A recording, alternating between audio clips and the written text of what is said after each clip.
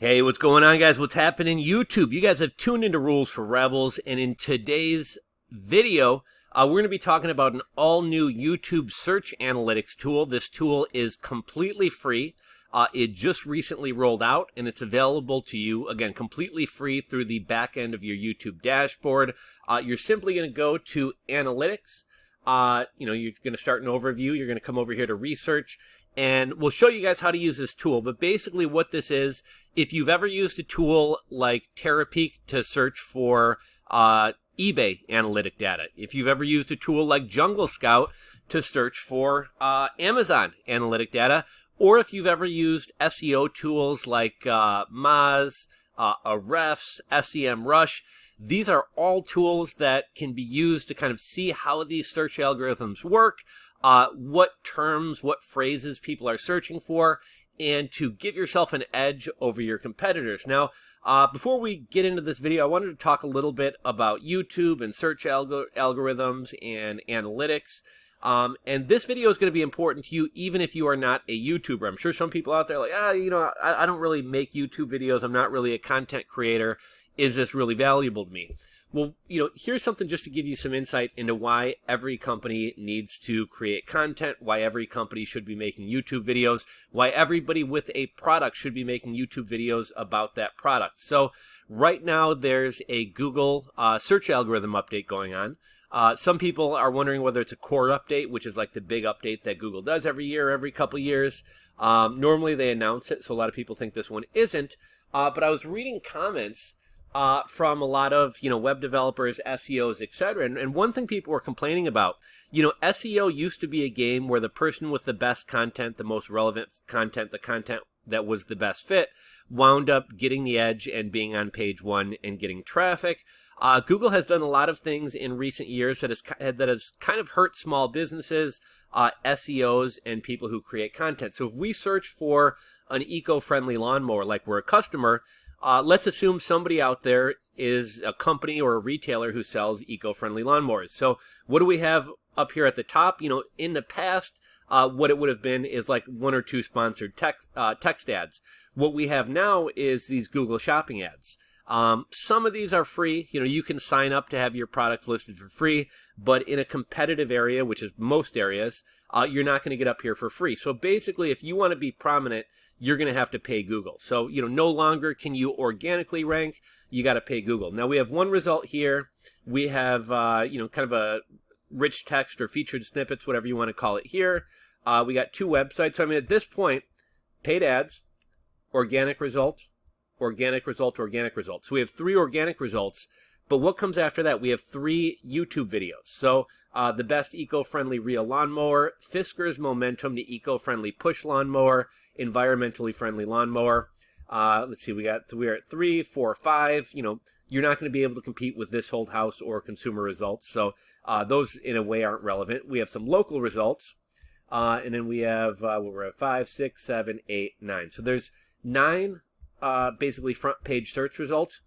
If your business, if your product has a video made about it, you have a very good chance of showing up on the first page of Google. So I guess kind of the point I'm trying to make here is that, every company today needs to be a media company.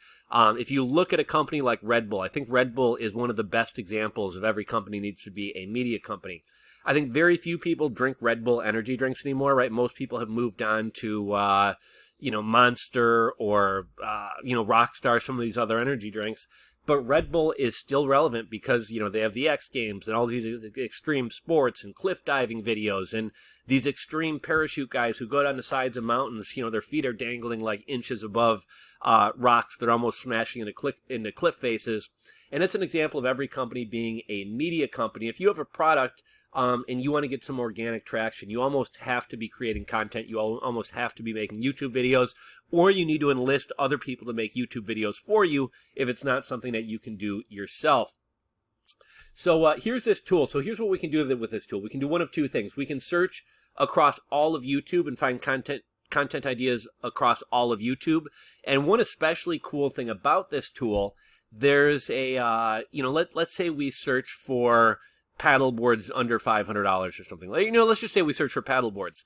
We might see a search phrase or a keyword pop up like paddle boards for beginners or paddle boards under $500. And if that term is a term that has a lot of people searching for it, so there's a lot of people on YouTube searching for beginner-friendly paddle boards or paddle boards under $500, but there's not very much content out there for YouTube to direct people to, it's going to have a little tag under it. And I'll try to show you an example of this, but it's going to have a little tag under it, and it's going to be called a content gap. And a content gap is when there's a lot of people on YouTube looking for a piece of information, but there's not a lot of information or there's not a lot of videos out there. And so what that tells us is that might be an easy way to get a lot of traffic, to get a lot of viewers, to get a lot of eyes on our video, is because a lot of people are after this information, but nobody's really making videos catering to this information. Another thing that we can do, and again, this is in beta testing. This just recently rolled out. I think it's been in beta for a couple months, maybe the past year, but it's just recently rolled out to everybody's account. So if you have a YouTube channel, you should be able to see this on the back end of your account. Now, when we go to your viewer searches, I can see you guys who are watching this video, you guys who have seen my videos, who have watched my videos, we can see things that you guys are searching for. Now, not all of these things are going to be in my wheelhouse or my niche. And I do think that this is probably going to be refined as the tool gets more people using it. So you can see a lot of these things, aren't that relevant. We have exercise, kind of a vague topic area. But why you'll want to check this area, it's one thing if I can make videos that appeal to all of YouTube. But if you guys subscribe to my channel, you guys, in theory, are going to get notifications when I post new videos. So if I make a video about, affiliate marketers for beginners that require no website, yeah, that's going to appeal to everybody on YouTube. But if you guys who view my videos are searching for that topic or are interested in that topic and I make the video, well, it's going to show up in your search feed. And there's a very high chance that if you've watched my videos, you have some relationship with me, and I make a video on a topic that you've been interested in, even better chance that you're going to decide to check out some of these videos. So we got exercise, kind of a general one. I think people in general who are interested in entrepreneurship and self-improvement and personal development are going to be in exercise.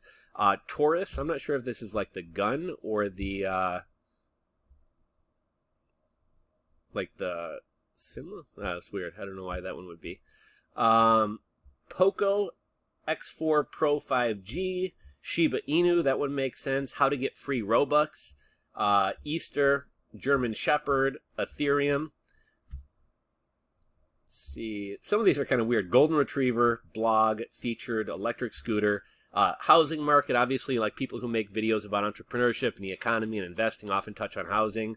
Here we have an example of the content gap. Now, I'm probably not going to be making any videos on squeaky toy dog toys. But if I'm maybe in another niche where I do product reviews or, pet videos or something like that, that might be something to do. Thunderstorm, affiliate marketing, Islam, interior design. So, I could potentially make a video about how to start a business as an interior designer. Or, affiliate marketing programs for interior design blogs, affiliate marketing programs for interior designers, Samsung Galaxy, real estate, health tips, Elizabeth Holmes. Maybe I could do a video on, health tips for entrepreneurs or how busy entrepreneurs can eat healthier. Hippopotamus, mushroom, Barani, Easter egg, portable air conditioner, and hoverboard. So these ones weren't super helpful to me. But let's hop on over to searches across YouTube. Let's just kind of play around with this tool. Affiliate marketing.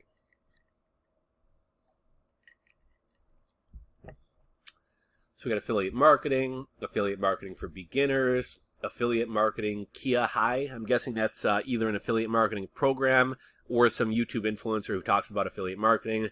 What is affiliate marketing course, ClickBank affiliate marketing, how to start affiliate marketing, Digistore affiliate marketing. I'm guessing that's a particular affiliate marketing like program or course that somebody might buy, or maybe a network. And so I could check that out. If it seemed like not a complete scam, I could make a video, how to get started with Digistore 24 affiliate marketing. Also, just as an affiliate marketer myself, maybe that's something I want to check out. Maybe it's an opportunity for me to make some money. Affiliate marketing 2022, LeadSark affiliate marketing Tamil, Pinterest affiliate marketing, how to do affiliate marketing, how to start affiliate marketing for beginners, leads guru affiliate marketing. Let's search something like Shopify. Some of these are kind of too vague to be helpful. Like, I know Shopify is a topic, so Shopify tutorial for beginners. I mean, I don't know that I necessarily need a tool to tell me about that, or Shopify drop shipping. Shopify website design, that's a topic that might be worthwhile. Shopify Refer and Earn. I'm guessing this is their affiliate program. And so that's one that they're calling a content gap. So there's a lot of people interested in Shopify Refer and Earn. There's not a lot of videos out there. How to make money with Shopify's affiliate program in 2022. This video is a year old. There's 11,000 views. The Ecom King. See how the Shopify store makes $1,116,708 using affiliate marketing. 47,000 views, 21,000 views. Shopify refer and earn proof. I used to be big in the Shopify refer and earn program, or the Shopify affiliate program. They made a change a while back that kind of cheated you out of a lot of your referrals. It used to be you got lifetime earnings for anybody that you referred to start using Shopify. They kind of changed that up. So I believe now, after 6 months or a year, you have to basically be involved in somebody's account to continue earning that income. So let's say I'm a web developer, web designer, an SEO, something like that. I'm a Shopify consultant. I'm an e-commerce consultant. If you give me access to your Shopify store to go in and look at analytics or make some change for you or do something for you, then I can continue to earn. But if I don't do that, they cut off my earnings. That's kind of why I got out of that. How to use Shopify. What is Shopify? Shopify tutorial, how to set up Shopify in 5 rupees, how to set up a Shopify store. Let's see. Lead with Shopify. Let's see. Blogging. Blogging for beginners, food blogging, blogging tips. What is blogging? How to start blogging. Blogging, how we built $100,000 a month business blogging. So you guys can see how this would potentially be a valuable tool for you guys. Again, even if you're not a content creator, even if you're not a quote-unquote YouTuber, if you have a business, if you have a blog, if you're an affiliate marketer, you really need to be creating videos. You don't have to put your face in the video. You don't have to put your voice in a video. You can do voiceovers. You can do screencasts. There's a lot of different ways to create content for YouTube. But you guys can see the type of stuff showing up on page 1 of Google. And when I was on this SEO forum the other day, and a lot of people were complaining about, the direction Google has gone in recent years, a lot of these people are bitter that their traditional SEO skills of either doing technical SEO on a website or writing content blogging is no longer working as good. And I think these people are bitter because they haven't really hopped on the YouTube train. One thing we got to keep in mind is a lot of us don't think about YouTube as being a search engine, but in reality, YouTube is the second biggest search engine on the internet. And because, people like video, and also because Google owns YouTube, it has a prominent placement on the first page of Google, and it's generally pretty easy to rank, especially in categories or niches or industries that are less competitive. So I'm going to leave you guys with that. It's Easter. I got to get running. Hope you guys all have a happy Easter. Enjoy your day off. Get to spend some time with family if you celebrate Easter. But yeah, check out this new tool. This one is called the YouTube Search Insights tool. And again, this tool is completely free, and you can find it on the back end of your YouTube channel by going to Analytics and then clicking this Research tab. And again, you'll be able to search across the entirety of YouTube specific keywords, and you'll be able to see which topics are hot with your users. I thought it looked like there was like a time frame.